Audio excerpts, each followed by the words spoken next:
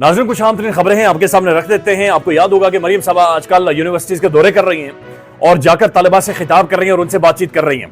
अब मरियम साहबा खिताब कर रही हैं, लेकिन उसके बाद कोई लोंडा लपाड़ा सामने आता है जिसकी शक्ल नहीं होती, जिसका मुंह कहीं पर नजर नहीं आता, जिसका चेहर जिस्म कहीं पर नजर नहीं आता, उसके हाथ में माइक होता है, वो माइक घुसेड़ता है और फिर बच्चों की वीडियोस आती हैं। मरियम साहबा आई हैं, देखें जी हम इंतशार की सियासत नहीं करेंगे, हम देखें जी पेट्रोल बम नहीं लेंगे बल्कि हम लैपटॉप लेंगे। इन वीडियोस की हकीकत क्या है?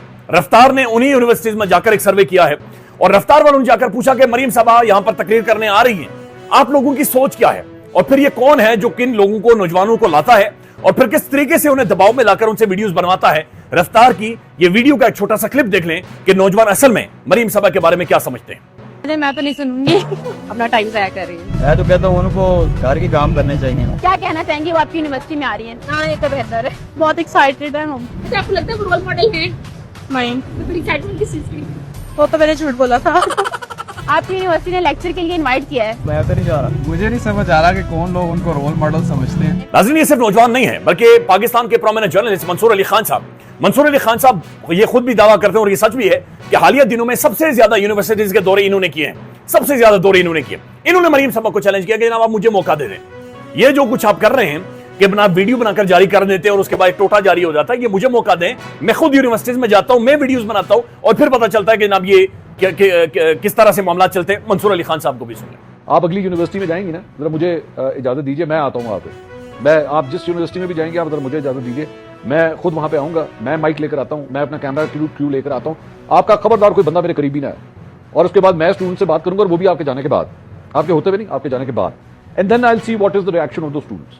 अब हैरानकुन तौर पर मरियम साहबा जो भी जा रही हैं, गुफ्तगू कर रही हैं, बातचीत कर रही हैं, मरियम साहबा वो सारी बातचीत कर रही है जो 9 मई के हवाले से है। मरियम साहबा कह रही हैं पेट्रोल बम लोगे नहीं लोगे, बच्चों किसी के बहकावे में ना आना, बच्चों तबाही नहीं करनी, बच्चों आग नहीं लगानी, जलाओ गिराओ नहीं करना। हालांकि इनकी अपनी हुकूमत है और 9 मई के हवाले से इमरान खान पूरा जोर लगा रहा है कि एक मिशन बनाएं, तहकीकात करें और एक दफा लटकाएं सबको जो इसके जिम्मेदार हैं। लेकिन इंस्टेड के एक मिशन की तरफ जाएं, इंस्टेड की इसका खुलासा हो। मरियम साहबा एक बयानिया बेच रही हैं। बीबीसी का ये आर्टिकल देखें, फुल स्क्रीन पर चलाएं। अब बीबीसी ये लिखने पर मजबूर हो गया है कि मरियम नवाज किसी नई पॉलिसी के तहत नौजवानों को अपनी तरफ रागिब करने के लिए ऐसे बयानात दे रही हैं। एक नई पॉलिसी मरियम साहबा नौजवानों के हवाले से लेकर आ रही हैं या वो एस्टेब्लिशमेंट के बयानिए को दोहरा रही हैं? यानी जो पाकिस्तान के एस्टेब्लिशमेंट का बयानिया था मरियम साहबा उसे दोहरा रही हैं और एस्टेब्लिशमेंट का बयानिया यानी एक पाकिस्तान के अंदर एक पॉलिटिकल पार्टी और कहा जा रहा है कि मरियम साहबा वो इसको दोहरा रही हैं। अब इसके अंदर इन्होंने हसन न्यादी साहब की भी आपको यादों को मिसाल दी थी, कहा कि हसन न्यादी देखें 10 सालों के लिए अंदर हो गया, उसने कोर कमांडर की वर्दी के नीचे डंडा रखा हुआ था, देखें ये चीज गलत थी। अब बीबीसी इसके ऊपर लिख रहा है कि तजिया कर वजाहत मसूद के मुताबिक उनका यह कहना है कि मरियम नवाज इस बयानिए को दोहरा रही हैं जो एस्टेब्लिशमेंट ने 9 मई के बाद बनाया है, यानी एस्टेब्लिशमेंट के बयानिए को दोहराया जा रहा है। याद रहे कि पाकिस्तान की फौज के शोबा ताल्लुकात आमा DGISPR के डायरेक्टर जनरल अहमद शरीफ भी अपनी प्रेस कॉन्फ्रेंस में 9 मई पर जो बातचीत करते हुए नौजवानों पर प्रोपेगेंडे के तासुरात पर तशवीश का इजहार कर चुके। जो गुफ्तगू ISPR साहब जिस प्रोपेगेंडे की तरफ इशारा करते हैं, मरियम साहबा भी उसी चीज को दोहराती हैं और नौजवानों से जब गुफ्तगू और बातचीत कर रही हैं उस गुफ्तगू और बातचीत के अंदर बाकायदा से उसी तरह की गुफ्तगू या बातचीत की जा रही है। अब मैं चाह रहा हूं कि छोटा सा क्लिप सुने कि किस तरीके से मरियम नवाज एक फिक्स्ड मैच कर रही हैं, ये सुन लें। मैं मरियम साहबा से कहूंगा कि आप एक इंटरेक्टिव सेशन रखें बच्चों के साथ, उनसे सवालात लें और लाइव जाएं, फिर मैं देखता हूं कि कितनी मोहब्बत हो रही है। क्योंकि इनको देखें, ये जो इतने फासले पर खड़ा करते हैं उसमें एक इनको खौफ ये है कि कोई बच्चा नारा ना लगा दे, माइक में ना आ जाए, कोई खुदा ना खासा कोई जूता ना उछाल दे, कोई ऐसी बात ना कर दे कि जिससे बदनज़मी हो जाए। कैमरा आप देखें, इनकी तकरीर में कैमरा बच्चों पे नहीं डालते, ठीक है, एक सिर्फ गाना गाते हुए कैमरा घुमाया गया और बहुत दूर से बच्चों पे डाला गया, बच्चों के एक्सप्रेशन नहीं दिखाएंगे। अब ये बाकायदा से एक प्लानिंग के तहत मरियम साहबा को लॉन्च किया गया है और उनकी जो लॉन्चिंग है ये महसूस हो रहा है कि किसी और लॉन्चिंग पैड से की जा रही है और ये हर तरफ नजर भी आ रहा है। इमरान खान साहब को धमकियां दी जा रही हैं, उनकी फैमिली को धमकियां दी जा रही हैं और धमकियां ये हैं कि आपने किसी भी तौर पर जो इमरान खान साहब का ट्विटर है इसे खामोश करवाएं या इमरान खान के सोशल मीडिया से आवाज ना आए, इमरान खान को खामोश करवा ले, मामला ठीक हो जाएंगे।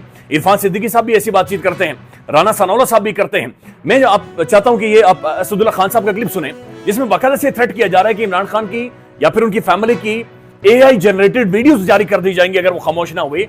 AI जनरेटेड वो वाली वीडियोस कि जहां पर आर्टिफिशियली यानी आपके जिस्म आपको उठाकर पूरे का पूरा किसी खातून के साथ या खातून को किसी मर्द के साथ जोड़ दिया जाएगा कि जहां पर वो किसी ना किसी तरह के गैर मौज़िब हरकत या गैर मौज़िब काम में मशगूल होंगे। लिहाजा ये असदुल खान साहब को सुन लें। उन्होंने कहा कि हमें धमकियां मिल रही हैं कि इमरान खान का पैगाम मध्यम रखें, वरना आपकी एआई वीडियोस निकाली जाएंगी। एआई वीडियोस आप जानते हैं ना कि आजकल वो उस तरह की वीडियोस हैं जिसमें बहुत बेहुदा वीडियोस के दो लोग खड़े हैं तो अचानक वो एक दूसरे को भौसों के नार करने लगते हैं।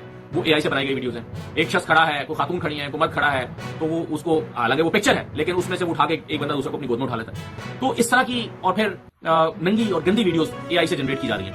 तो अलीमा खान कहती हैं कि हमें धमकी मिल रही है कि इमरान खान का पैगाम इतना लाउड तरीके से बाहर आकर मत पहुंचाओ, उसको जो है वो बड़ा बना के पेश मत करो, वरना तुम्हारी एआई जनरेटेड वीडियोस निकाली जाएंगी।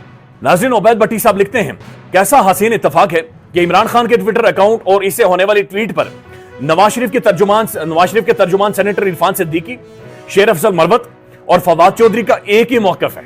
यानी मरवत साहब भी कह रहे हैं अकाउंट पाकिस्तान में आए, फवाद चौधरी भी कह रहे हैं इमरान खान का अकाउंट पाकिस्तान में आए, राना सनौला साहब भी कहते हैं अकाउंट पाकिस्तान में आए, इरफान सिद्दीकी साहब भी कहते हैं अकाउंट पाकिस्तान में आए। इनको ज्यादा मसला एस्टेब्लिशमेंट पर तनकीद से है, नाम लिए जाने से है, जनरल यहिया खान के तज़किरे और हमदुर रहमान कमीशन रिपोर्ट के जिक्र से है। यानी कि ये चाह रहे हैं कि इमरान खान के अकाउंट से एक तो जनरल यहिया का जिक्र ना हो, दूसरा हमदुर रहमान कमीशन रिपोर्ट का जिक्र ना हो। अरशाद भट्टी साहब क्या फरमा रहे हैं कि इमरान खान अगर एक चुप कर ले, एक दफा खामोश हो जाए तो चीजें सारी सॉर्ट आउट हो जाएंगी। दूसरी तरफ नाजरीन, एस्टेब्लिशमेंट के करीब समझे जाने वाले जनाब मोहतरम नजम सेठी साहब ये कहते हैं कि इमरान खान किसी भी तौर पर खामोश नहीं होगा। इमरान खान की स्ट्रैटेजी, इमरान खान की हिकमत अमली, इमरान खान की आदत है अटैक करना, वो मजीद अटैक करेगा। सेठी साहब का यह भी कहना है कि इमरान खान ने असल में हुकूमत को के लिए वॉक द टॉक कर दिया है। इमरान खान ने हुकूमत को उस कोने में लाकर खड़ा कर दिया कि जहां पर उन्हें अब जवाब देना पड़ेगा। और इमरान खान का जो हालिया सियासी फैसला था, इसे बिल्कुल ठीक उन्होंने गर्दाना है। ये आप सुन लें, उसके बाद मरवत साहब के बारे में आपको बताते हैं। खान साहब ने अच्छा फैसला किया है कि जी लिख के दे दो इनको इब्तदाई, मगर खान साहब ने एक और फैसला भी तो किया है कि मैंने हथियार नहीं गिराने अपने। आपको पता है ये कब से मैं कह रहा हूँ, टॉक फाइट। एक लीडर कह रहा है बताएं तो सही, गवर्नमेंट के पास इख्तियार भी है बात करने के लिए कि नहीं जी। एक तो उनको बैकफुट पे डालना चाह रहे हैं। अगर गवर्नमेंट कहती है तो फिर these मुज़ाकरात जो है ये फिर आगे बढ़ना चाहिए ना, कि जी गवर्नमेंट कंसिडर करे इनके जो डिमांड्स हैं। और अगर नहीं है तो फिर ये गवर्नमेंट नहीं करेगी एडमिट, तो पता चल जाएगा कि गवर्नमेंट पीछे हट रही है या नहीं हट रही। तो ये भी अच्छा बयान है उनकी तरफ से। नाज़रीन, इमरान रियाज खान साहब का एक क्लिप है, ये 42 सेकंड का क्लिप है। इसके अंदर वो एक शख्स के बारे में बातचीत कर रहे हैं कि जनाब उन्होंने मुझे लॉबिंग का कहा है। मैंने चूंकि वीलॉग खुद सुना नहीं है, लेकिन आगा शेख सरवर साहब प्रोमिनेंट जर्नलिस्ट हैं, इन्होंने इसके ऊपर लिखा है कि शेर अफजल मरवत अपोजिशन लीडर बनना चाहते थे।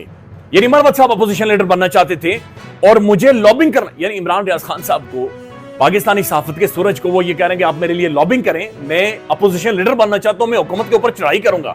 ये सुन लें इमरान रियाज खान साहब। जिंदगी में एक ही टेलीफोनिक कॉल हुई है, तो मैं हैरान हो गया कि एक आदमी छूटते ही मेरे से ऐसी बात कैसे कर सकता है। यानी उन्होंने मुझे कहा कि मैं बनना चाहता हूं अपोजिशन लीडर और आप मेरे लिए लॉबिंग करें। तो मैंने कहा जी मैं लॉबिंग कैसे करूं, और आप मेरे लिए लॉबिंग करें, और आप मेरे लिए लॉबिंग करें, और आप मेरे लिए लॉबिंग करें। तो मैंने कहा जी मैं लॉबिंग कैसे करूं मैंने हंसना शुरू कर दिया। मैंने कहा जी मैं तो पॉलिटिकल मामलात में नहीं आता, आपकी पार्टी का डिसीजन है, वो आपको बना दे किसी और को बना दे, तो ये पार्टी पे डिपेंड करता है। लेकिन उन्होंने मुझे उस वक्त ये कहा कि अगर मैं अपोजिशन लीडर बन गया तो मैं पूरे निज़ाम को मुसीबत डाल दूंगा, मैं बड़ा अग्रेसिव आदमी हूं, मैं बहुत चढ़ के आऊंगा और मैं खुलकर जो है वो मुखालफत करूंगा इस हुकूमत की, ये सब लोग बुज़दिल हैं, ये नहीं कर पाए। साकिब बशीर साहब ने बाकायदा से इसका जिक्र किया है कि शेर अफजल मरवत साहब को शो कॉज नोटिस जारी कर दिया गया है और मरवत साहब किसी को मानते ही नहीं है, बल्कि कहीं ऐसा टाइम ना आ जाए कि मरवत साहब इमरान खान को भी मानना छोड़ दें कि इमरान खान का चूंकि कोई नोटिफिकेशन नहीं है, लिहाजा मैं इमरान खान साहब को भी नहीं मानता। तो ये भी मरवत साहब ही कर सकते हैं। बाकी जनाब नाज़रीन, बरतानिया के अंदर 15 तारीख को एक बहुत बड़ी मैसिव हियरिंग होने वाली है और उस हियरिंग के अंदर डी चौक कत्लेआम का जिक्र होगा। डी चौक कत्लेआम के बारे में वीडियो एविडेंस टेस्टिमनीज, यानी जिन लोगों की फैमिलीज जिनके बच्चे गायब है, जिनके बच्चे मारे गए, नौजवान मारे गए हैं, उन फैमिलीज की टेस्टिमनीज उसके अंदर शामिल होंगी। 22 जनवरी को अमेरिका के अंदर ये सारा बिल्कुल पूरा माहौल सजेगा। तो आने वाले दिनों में हर दिन एक हैपनिंग दिन है, हर दिन में एक जो डेवलपमेंट होगी वो आपको महसूस होगा कि उसका इंपैक्ट मजीद ग्लोबली मैसिव होता जाएगा। ख्याल रखिएगा, अपडेट करेंगे। अल्लाह हाफिज़।